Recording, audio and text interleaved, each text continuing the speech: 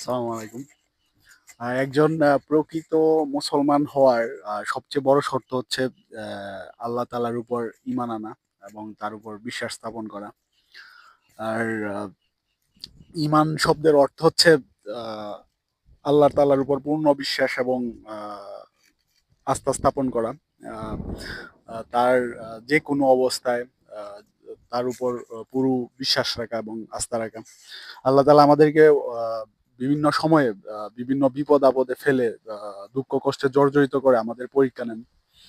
আ আসলে সেই পরীক্ষার সময় আসলে আমরা তার উপর কতটুকু আস্থা রাখি, তার উপর কতটুকু বিশ্বাস রাখি, এটাই হচ্ছে ঈমান।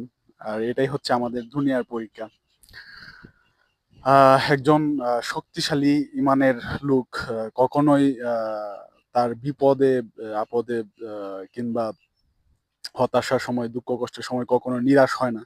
সে সবসময় আল্লাহ তাআলার উপর বিশ্বাস রাখে যে আল্লাহ তাআলা তাকে বিপদে ফেলেছেন।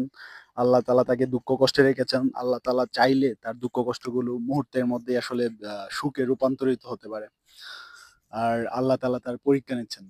আর বিপরীত দিকে হচ্ছে আপনার একজন দুর্বল ঈমানের লোক তখন আসলে হতাশ হয়ে যায়। আ বেশি আপসেট হয়ে যায় এবং আল্লাহ তাআলার প্রতি তার বিশ্বাস কমে যায়। আর তারাই দুঃখ কষ্টে আ বেশি ভোগ করেন, হতাশ হন।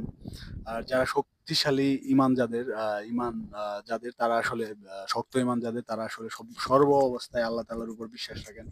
আর এটাই হচ্ছে একজন প্রকৃত মুসলমানের ধর্ম। এটাই হচ্ছে একজন প্রকৃত মুসলমানের কাজ। ধন্যবাদ সবাইকে। আসসালামু